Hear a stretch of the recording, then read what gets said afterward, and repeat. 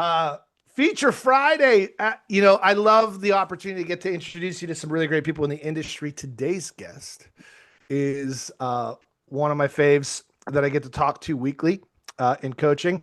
I met Michael, what, a year and a half ago? When did we meet for the first time? Was it when Jacoby had me come down for the Momentum event? Was that the first time we met? I th- I think so. About a I year and think a half so. ago? Yeah, year and a half Almost ago. almost 2 years ago. Almost. Yeah, yeah, yeah. Right on. Yeah. And Michael was one of the guys that came in early, stayed late, asked the questions, and was taking notes, and just like would then leave and then come back with results. And I was always even back then, and we never talked about this. I never told you this. I always told Jacoby, I said, keep your eye on that one. Like he's got it, right? And like what is the it? And like it's really difficult to articulate the it factor for those. Um, but those that make it in this industry have there's a way of being, there's a gear, there's just an energy of I'm gonna figure it out. I don't need to be told. I'm gonna ask questions and I'm gonna take action, right? And Michael, you've always been one to take action, so I wanted to honor you for that, and I wanted to give you an opportunity to come here and share your story because it's kind of a good one, right? So let's start off. What'd you do before real estate, and then how'd you get into the business, and then walk us through what your first couple years have been, and then we'll get into like right now because right now, you're doing some cool shit. Yeah. Yeah. No, cool. Thank you again for having me. It's good to see all y'all this morning. I, Before real estate, I was a college student. I got a full business degree and decided not to use it and just jumped right into real estate, which drove my parents nuts. We don't do any business here. No, no. They were honestly, they were on board and supportive, but a little scared for me. They're like, you got this whole degree and you did all this and commission only? Like, I think this is what I want to do. My dad's been big into the stock market the whole time, and he kind of helped me with trading a little bit growing up. So I was about when COVID hit, the market was really high around that time, the stock market. And I was about 19 at the time, and I had a ton of money in my stock account. I was like, I don't know what to do with $30,000 for a 19-year-old. I had no idea what to It's do a with it. fortune. Fortune. Oh, for 19, yeah. It's like you know how many pizzas I can buy with it? Anyway, That's a lot of beer. it's a lot of beer. Well, I was 19, so Yeah. we didn't do that. Um, but I just kind of dove in trying to figure out where to put this money, and I heard about house hacking and ended up buying a house. And I think at that point the light bulb went off, and I was like, this real estate thing's pretty cool. I put some buddies in the house. They were paying my mortgage for me. I was like, I'm living for free. Wait, At 19. yeah. I was like, Yeah. this is cool. Okay. And I just started going down a rabbit hole and really decided this is what I wanted to do, but I knew I had to go all in if I was going to do it. So figured Okay. right out of school is the best time to do it. Take the leap. Okay. So what year? So it's just COVID, or right? Just past COVID, you got your license. Yeah. Well, I graduated December 22. So I got my Okay. license right around then, started in like February 23. Okay. All right. And so what was that first year like? How did you so you got in, where did you land? And then Yeah. how did you get started? I was my first year, I think I did 4 transactions. Killing it. Yeah, Top and producer material right there. top producer, rookie of the year. Yeah, wow. Rookie of the year. I ended up at Keller Williams. I had no idea where to start. I had a relationship with the agent who helped me buy my house at 19, and that's where he was. So I went there for about a month and a And who half. was it? Was that Jacoby? No, no, it Who was wasn't. it? It's another agent out here, Matt Moreland. Okay. All right. Great guy, great guy. Um, but he was super busy, and they tried to set. I just feel like there was no support there at all, and I was lost doing everything but the work that actually needed to be done because I feel like I didn't know any better. Um, and I found a buyer miraculously, and on a deal, the listing agent was Jacoby. Jacoby Madewell is basically the leader of the team I'm a part of within EXP for everyone else, and kind of a mentor, someone who's taken me under his wing. He did 40 to 50 transactions like 9, 10 years in a row, does a bunch of other businesses out here and basically called me out on the deal and was like, "You have no idea what you're doing. Let me help you. Come work with me." He had a confrontation. He did a confrontation. Um, so I don't know. I was just a kid. I was like, okay, this guy's pretty successful. I was like Googling him. I was like, oh, okay. Um, I just took the leap. I met with him and a business coach he had on board at the time. He's no longer with us, and um, just kind of sorted out what I needed to do and said, "Come on board. We'll coach you up." And I think that was the support I needed to really take off. Yeah. Okay. Mm. So for 4 units that first year, then you make a move. And then what was it like after that? So like, let's walk us through. So that next year, Yeah, the next year I did 17 okay. transactions, and And that's where when did most of those come from? mhm. Most of them came on in quarter 3 and 4 because that's when I started cold calling. Okay. So the first half of the year, you were still ripping and roaring as your rookie of the year. Oh yeah, I was trying to be a social media superstar and get Uh-huh. on Got it. investing forum, do everything but actually Make the talk to them. calls. Yeah. Yeah, talk to people. Right on. Hmm. Yeah. And So you started cold calling in quarter 3 and 4, and then you do 17 transactions in 2 quarters pretty much. through cold outreach. Why did you choose that? Why that? I think I wish I'd taken action earlier, but it just got to the point where it hit me that I'm not a kid anymore and I can't play around. I'm going to either have to go get a W-2 and go get a real job, or I need to do what it actually takes. And I was watching tons of YouTube videos and reading books about circle prospecting and cold outbound outreach and This is fascinating because and I want to ask yeah. you this question. Mm. How much of your push to start cold outreach had to do with not having to go back to your dad and say, you were right, I shouldn't have gotten into real estate? So much. So much. I I told them I took the leap and I told them to trust me. And I was a year and a half almost in and had probably a total of like 6 or 7 transactions under my belt. It's like something's got to change. And I Hmm. don't want to go back and tell them, yeah, you were right, and go sit at a desk. And that's not me. So Okay. So quarter 3, 4, you start cold calling. And so who did you begin reaching out to? For sale by owners, expires, both of them together? Like, and what kind of systems or processes did you have in place at that time? so the first 2 to 3 months, I was mostly just circle prospecting. I was trying to get my neighborhood and some areas around it. And I feel like it was low barrier to entry almost. I was like, hey, I'm your neighbor, and by the way, and I just Uh-huh. developed a lot of relationships that way with everyone around, and then had a lot of listings coming soon. Like, oh, they're going to list in 6 months, 8 months, Yeah, which is pipeline. cool, which is great. You need that. But about 2 months in, I was like, okay, and I need now business too, and that's when I flipped almost exclusively, which probably wasn't good, but just expires and cancels. Okay. For the right now. Okay. So you make that transition. What was it like jumping into expires and cancels after circle prospecting? How did you approach those? And like walk us through, kind of get a little granular, share with us a little bit of like scripts, systems, etc. Yeah, yeah.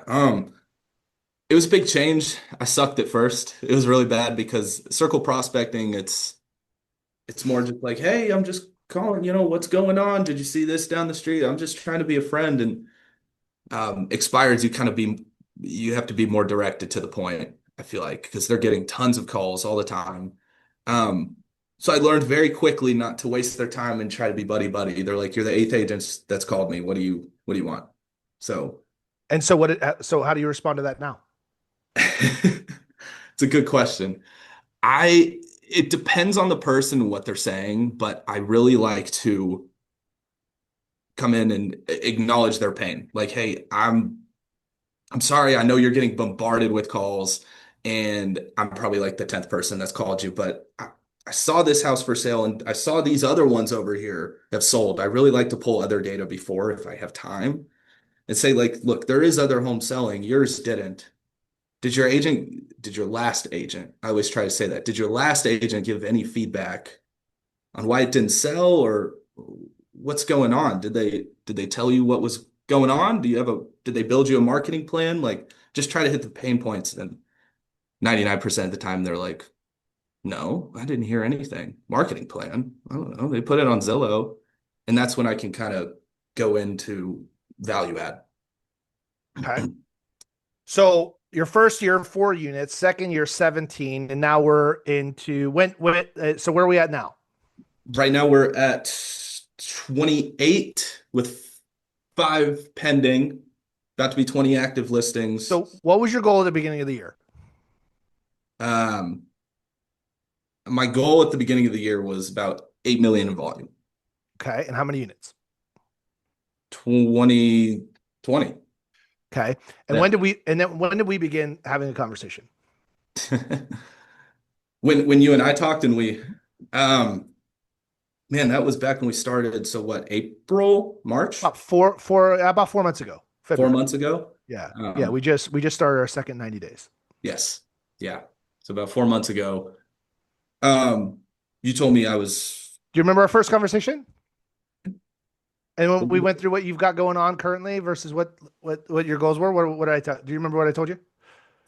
not exactly word for word. I remember you basically told me you're not shooting high enough. You'd be like, you're gonna blow that out of the water. Yeah, Like, where'd that goal come from and to begin with? Like, this isn't the goal. yeah, I was like, I don't know. I don't know. I did 17 last year, 20. That's Yeah, cool. yeah, yeah. So So what has been the biggest changes for you this year that like you've got all of this activity and opportunity? What are you doing right now? And like walk us through what your day looks like and how you're managing to get all of these listings in. First of all, are you in like a major metropolitan market for those that are on this call that don't know who you and where you're from? I know we got some smiles on here because you got some friends. yeah, no, not a big market at all. I'm in Lubbock, Texas, West Texas. So well, depending on where some of y'all are, it's a small town. It's not that small. Depends who you ask, but no, I'm not in some kind of metroplex or anything. Mhm. What's the what's the population here? We've been like 300,000 almost. 100 Oh, down. Well, okay. 280. that's- Yeah. So, okay. uh, yeah, so it hasn't been big.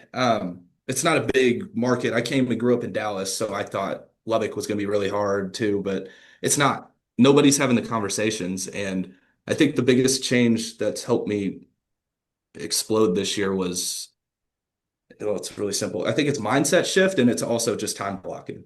Mhm.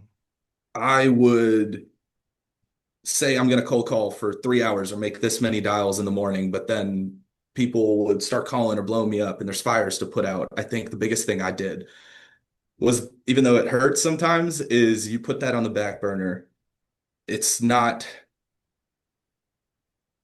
it's not going to make a big enough difference if you answer the phone right now or if you answer in 2, 3 hours when you're done, Right. is what I started to realize. So from 8:30 to 11:30, I'm just dialing. Expireds, canceleds, old expireds, FISBOs, circle prospecting if I still have time, just trying to get as many contacts as I can, just talk to as many people as I can, see how I can help them. Um, After that, I take lunch, and then the most of the rest of my day is lead follow up or recalling the expires of FISBOs that didn't answer the first time. Okay. And then after that, it's appointments. So here, I love asking this question here. Knowing what you know now, how would you coach you in year one? What would you tell yourself in year one to be doing differently now that you know what you know now, you know, in your whole 2.5 year career so far? It's been a long time. I know. um, just I would just constantly not yell at myself. I think I would go back and say, what are you scared of? Mhm.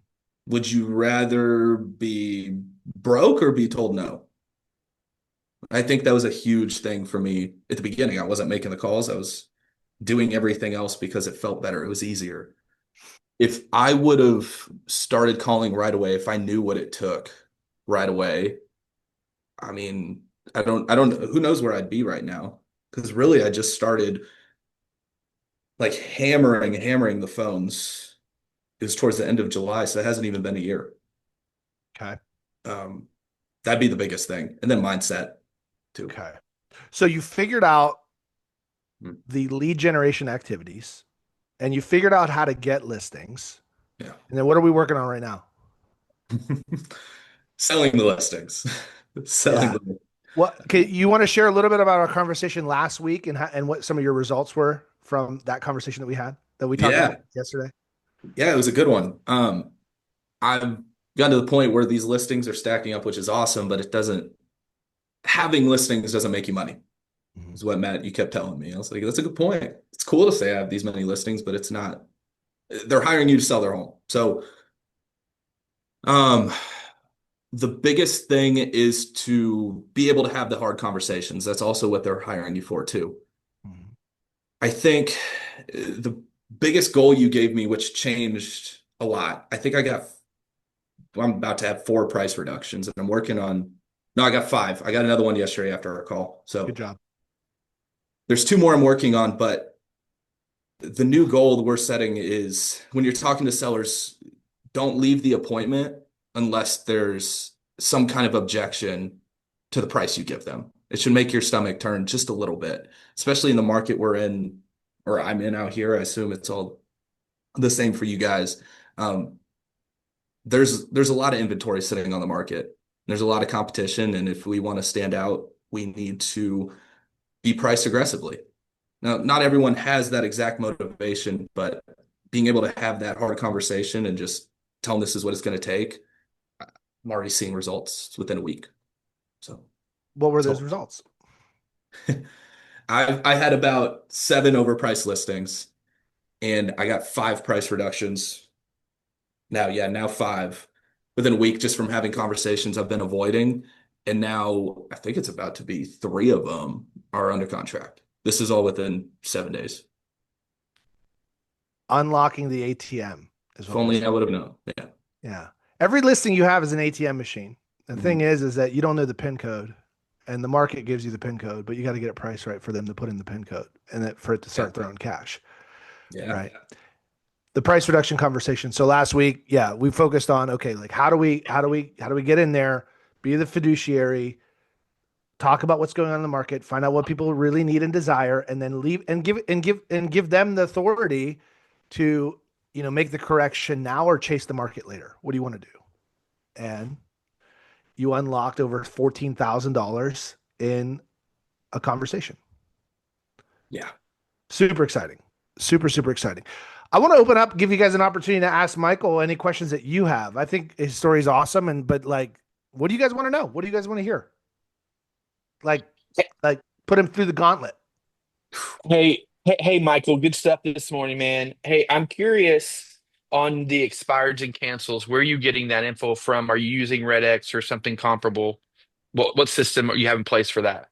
Yeah. I actually started out using RedX, but I switched to Mojo. I like their dialer and their UI a little bit better.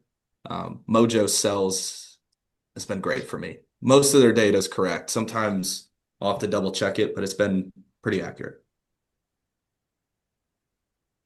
Awesome. Yeah. Yeah. Yeah, again, I mean, like you said, great job on what you've done so far, especially being so new in the business and calling is not easy. Thank you. That's how I, started and maintained my business. What do Yeah. you do? How many calls do you think you're going through a day, a week? Okay. Dials or contacts, the conversations? Both. Both? Okay. I try to, at a minimum, have 20 real estate conversations a day. So that's 20 contacts a day, and how many dials that takes, it varies. But it's usually, I've had weirdly good pickup rates lately, but 80 to 100 dials ish a day will usually get me there. Sometimes it takes more though. Mhm.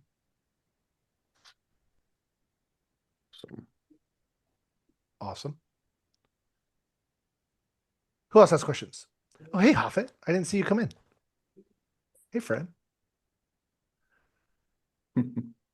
I'm from Canada, so unfortunately, we're not allowed to contact expired or canceled. Mm.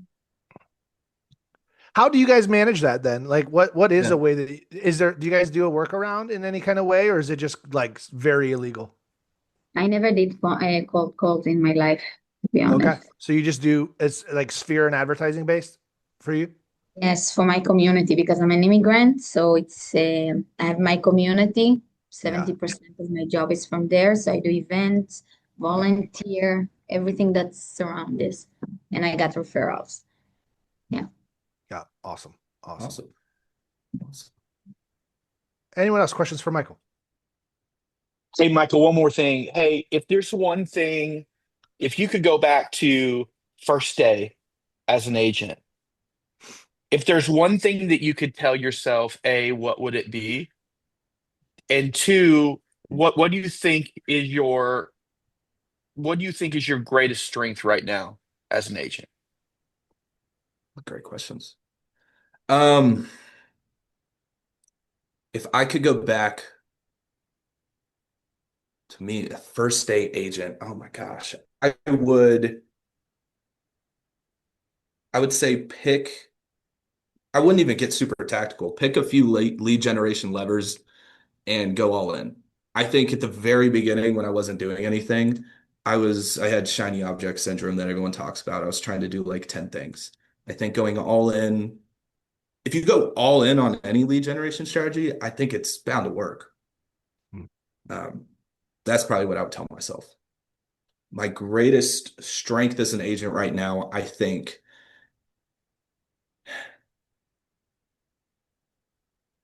I would say it's making people feel comfortable on the phone with me on the first dial. I think I'm really good at finding some kind of common ground or connection or just connecting with them, lowering their defenses, which has helped me a ton in setting appointments and just get them to open up to me. Let me ask, have you clarify that and go a little bit deeper. Has that always been the case for you, or is that something you've developed over time? I think I developed it over time. I always had a little bit of it, but naturally, it surprises a lot of people, which is funny. But I am a big introvert, and I think I had to really push myself with scripts and reminders. I'd have sticky notes everywhere. It's like connect with them, find common grounds. So I would just really work on it to try to find something, whether it's where you move from. Oh, I have someone over there, or oh, you do this for work, just anything. So no, I had to work at it. I would add probably one more thing for that is that you're extremely coachable, right? Like you take action and you come back with results. So like anytime that we're having a conversation of like optimization or implementation, I don't have to chase you, right? Like you come back with the work, and that's a huge skill set that you carry. So continue to do that. Thank you, brother. I would add one too, because I've been able to watch Michael's growth over the past year and a half. He is the most incredibly consistent person I have ever seen. And I've seen a lot of agents, but Michael, he shows up every single day. He makes his calls every day. He follows up every day. He's going to go in his office, close the door, and he's going to get to work. Even if it's a hard day, even if he's like, oh, I don't know what I'm doing, like some of those early conversations, he's like, I don't know, but I'm going to do it anyways. It is amazing how incredibly consistent you are. That's definitely a superpower of yours for sure. Thank you, Audra. Yeah, you didn't know this was going to be a love fest, did you? No, Surprise. Surprise. I know we're running right up against time, and yet I wanted to give at least one. If there's one more question, let's put it out there before we jump off. And Michael, I know I said I was going to add on the lead thing that I was talking about, but I'm probably going to do that Monday on the call. And so if you're not part of the Leveraged Agent online community, go to Facebook, join that group. It's totally free. We post the weekly password in there every single week. So the Leveraged Agent online community, go there, get the password, and every Monday, Wednesday, Friday, 9 to 9:30, we're here. Mindset Monday, workshop Wednesdays, feature Friday. Hoffit, you're muted. I don't know if you're talking to us or you're doing a call. That's okay. All right. Any other questions for Michael? I Hey, have Matt. one. All right, jump. Who's it? Yeah, go. Both. I can go first. I was just curious, as far as your calls outside of like expired, canceled listings, have you found what's your next kind of pool of prospects that you've found the most successful? Great question. Yeah, that's expireds and canceled are definitely my bread and butter, but I'm really lately have been diving into FISBOs with an aggressive follow-up campaign that Matt's been helping me with, and just also calling and seeing how I can help and connect with them and start seeing some more success there. So that's kind of the next step that I'm taking and going into. Was there Hopefully that another one that was jumping? Someone else was jumping in at the same time? was Michael, I think.